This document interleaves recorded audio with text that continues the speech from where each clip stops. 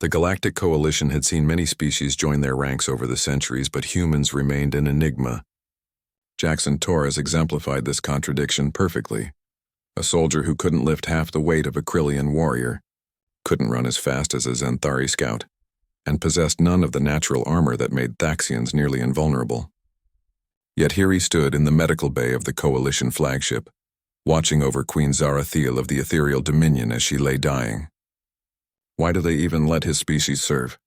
muttered Commander Vexoth, his scaled hide rippling with disdain as he observed Jackson through the transparent barrier. "Look at him. Soft skin, fragile bones, primitive biology. The weakest soldier in the entire fleet." Lily Chen, Jackson's communications officer and closest friend, bristled at the comment but said nothing. She had seen what others missed about Jackson. The quiet determination in his eyes, the way he never abandoned a mission, no matter how impossible it seemed.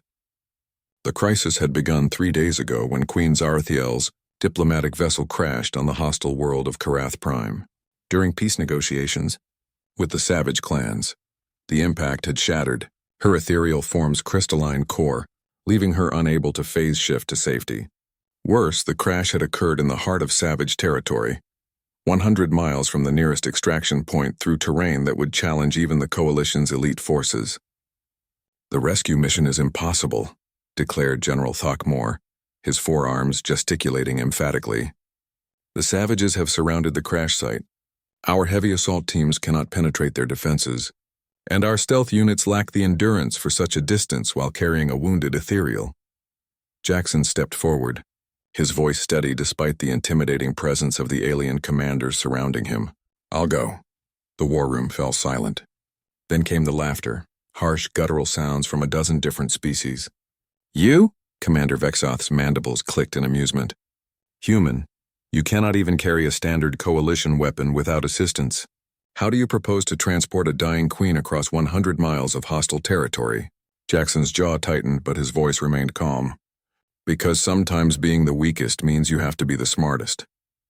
Lily watched from the communications station as Jackson outlined his plan. While the Coalition's forces created diversions at 3 separate points, drawing Savage attention away from the crash site, he would infiltrate alone. His small size and unremarkable energy signature would allow him to slip past their sensors. Once he reached the Queen, he would use human ingenuity rather than brute strength to transport her. "It's suicide," General Throckmore rumbled. "Even if you reach her, you lack the physical capability to carry an Ethereal for such a distance." "Then I'll find another way," Jackson replied simply. 12 hours later, Jackson found himself crouched in the twisted wreckage of the royal vessel, staring down at Queen Zarathiel's broken form. Her usually radiant crystalline body flickered weakly, fractures spreading like spider webs through her translucent frame. In the Coalition medical files, Ethereals were listed as weighing 300 pounds. Impossible for him to carry even under normal circumstances, let alone across hostile terrain. But Jackson had spent his life being underestimated, and he had learned to turn weakness into strength. Working quickly, he dismantled several hover plates from the crashed ship's cargo system, jury-rigging them into a makeshift sled using salvaged power cells and his own equipment. The device could support the Queen's weight and provide limited propulsion, but only if he could guide it manually across the treacherous landscape. "Can you hear me, Your Majesty?" he whispered as he carefully lifted her onto the improvised transport. Queen Zarathiel's eyes fluttered open, their light dim but aware.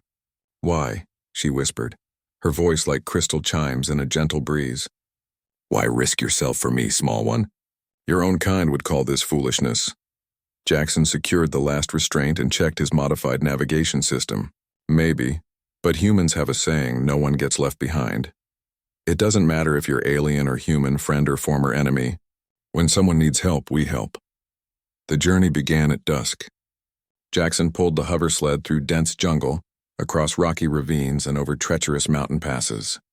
His muscles screamed with exhaustion, his hands bled from rope burns, and his body begged for rest. But each time he faltered, he thought of the Coalition soldiers who called him weak, of Lily's faith in him, and of the dying Queen who had trusted him with her life. The Savages pursued them relentlessly. Jackson's human endurance, evolved from ancestors who persistence hunted across African savannas, kept him moving when larger, Stronger species would have collapsed.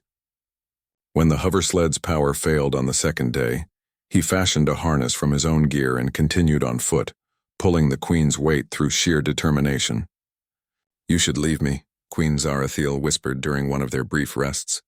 Her form had grown even more translucent, fractures spreading further through her crystalline matrix. "Not happening," Jackson panted, adjusting the sled's worn runners. "I've come too far to quit now." On the third day, with the extraction point finally visible in the distance, Jackson's body finally gave out. His legs buckled, and he collapsed face first into the rocky ground, the sled's improvised rope cutting deep into his shoulders. Behind them, he could hear the approaching roars of savage hunting parties. Queen Zarathiel's voice was barely audible now. "You have done more than any could ask. Leave me and save yourself." Jackson forced himself to his feet, blood streaming from cuts on his face. "Your Majesty, with respect, humans don't know how to quit. It's probably our most annoying trait." He grabbed the rope and began pulling again, each step an agony that shot through his entire body. But he pulled and pulled and pulled until finally the Coalition extraction team appeared on the horizon, rushing to meet them. As the medical team rushed Queen Zarathiel aboard the rescue ship, she reached out with one crystalline hand and touched Jackson's face. "Tell me, brave one, how does one repay a species that measures strength not by might but by the refusal to surrender?"